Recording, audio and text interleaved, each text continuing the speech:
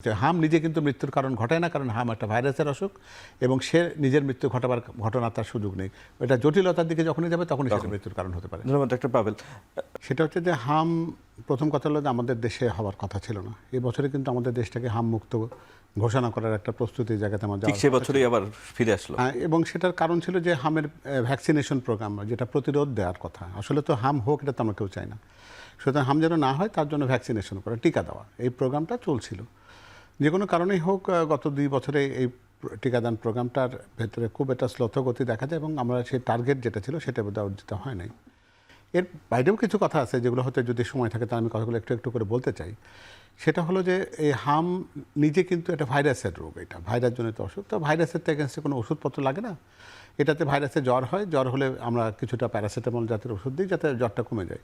সমস্যাটা হয় কই, যেমন একেবারে এরা তো খুবই ছোট বাচ্চা, মানে কয়েক মাস, বলতে গেলে 6 মাসের বাচ্চাদের হাম হচ্ছে, যাদের হওয়ার কথা ছিল না। তারপরে 2-3 বছর বয়সী বা 4-5 বছরের বয়সী বাচ্চাদের হাম হচ্ছে এবং হাম হলে জ্বর হয়।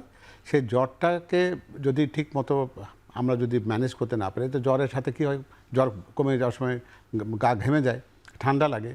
এই গরম ঠান্ডার কারণে হঠাৎ করে বাচ্চার নিউমোনিয়া হয়ে যায় অনেক সময়। নিউমোনিয়া হলে তখন হামের ব্যাপারটা হামের মধ্যে থাকে না, তখন হামের জনিত একটা জটিলতার দিকে এটা চলে যায়। আর যখনই নিউমোনিয়া হয় তখন ফুসফুসের যে অক্সিজেন প্রবাহটা কমে যায়, সেখানে যেটা হয় তখন ওই বাচ্চাকে চিকিৎসা করা একটা কঠিন হয় এবং কোনো কোনো ক্ষেত্রে তাকে আইসিইউতে নিতে হয়। তো এখন সমস্যা এখানেও রয়েছে যে আইসিইউতে নিলে যদি কোনো সময় তাকে ভেন্টিলেশন সাপোর্ট দিতে হয়, তো বড়দের ভেন্টিলেটর তো এই বাচ্চাদের ক্ষেত্রে তো আপনি ব্যবহার করতে পারবেন না। তো আমাদের দেশে তো ওই সংখ্যক যেটাকে বলি নিওনেটাল আইসিইউ বা পেডিয়াট্রিক আইসিইউর যে ভেন্টিলেটর সেটা তো নেই, এটা একটা সীমাবদ্ধতা। আরও তারপরে যেটা আছে যে আমাদের দক্ষ জনশক্তি তো নেই, পুরো দেশে তো এই আইসিইউ ফ্যাসিলিটি সব জায়গায় তো এটা বিদ্যমান না। এর সাথে সাথে আরেকটা ব্যাপার যেটা আছে যে সেটা হলো যে একটা নতুন একটা জিনিস লক্ষ্য করবার আছে যে এবারে হাম কোনো কোনো ক্ষেত্রে 6 মাস বয়সী বাচ্চাদের হচ্ছে, যদিও হামের টিকা দেওয়ার বয়স নির্ধারণ করেছে 9 এবং 15 মাস। তাহলে কেন হচ্ছে, এই প্রশ্নোত্তর একটা উত্তর দরকার। এটা আমার মনে হয় যে যারা জনস্বাস্থ্য বিশেষজ্ঞ হিসেবে যারা কাজ করছেন তাদের এই ব্যাপারে একটু কাজ করা দরকার আছে যে কেন হচ্ছে না। সে জায়গায় একটা আশঙ্কার কথা আমি একটু এই ফাঁকে বলে রাখতে চাই। সেটা হলো যে 9 মাস WHO কেন নির্ধারণ করেছে যে 9 মাসের আগে এই ভ্যাকসিনেশনটা দিতে হবে না। কারণ ধরে নেওয়া হয় যে মায়ের কাছ থেকে যে একটা শিশু যে প্রতিরোধ পায় জন্মগতভাবে, সেটি তাকে 9 মাস পর্যন্ত তাকে প্রোটেকশন দিতে পারে। তখন ওই সময় একটা ভ্যাকসিন দিলাম, 15 মাসে আরেকটা দিলাম, সে সারা জীবনের জন্য সেই হামের আশঙ্কা মুক্ত থাকতে পারে।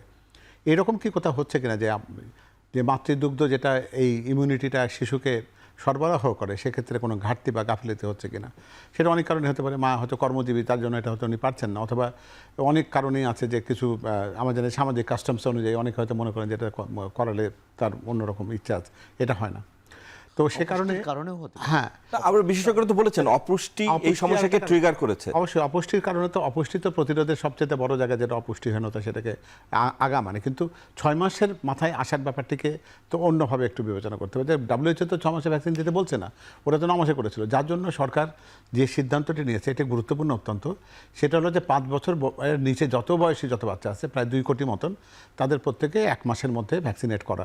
এটা ফল আমরা তাৎক্ষণিকভাবে পাবো না, এটার ফলাফলের জন্য অপেক্ষা করতে হবে। তবে এই মুহূর্তে যেটা প্রয়োজন সেটা হচ্ছে একটু জনসচেতনতা। এইভাবে সচেতনটা হওয়া দরকার যে জ্বর হলেই তাকে ঠান্ডা লাগতে দেওয়া যাবে না, তাকে শুকনো জায়গাতে রাখা এবং জ্বর যেন বারবার না হয় সেটাকে লক্ষ্য করা।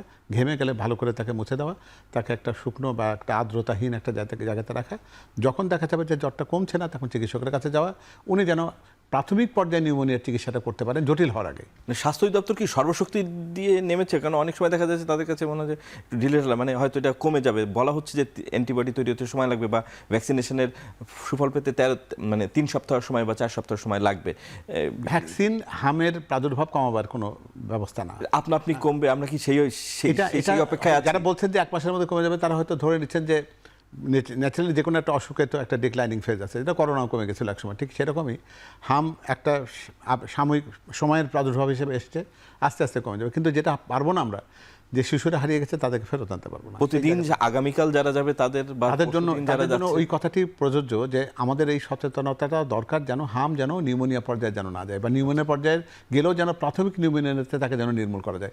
কারণ এটা হলো জটিলতার জন্য মৃত্যু। হাম নিজে কিন্তু মৃত্যুর কারণ ঘটায় না, কারণ হাম একটা ভাইরাসের অসুখ এবং সে নিজের মৃত্যু ঘটাবার ঘটনা তার সুযোগ নেই। এটা জটিলতার দিকে যখনই যাবে তখনই সেটা মৃত্যুর কারণ হতে পারে। ধন্যবাদ ডক্টর পাভেল।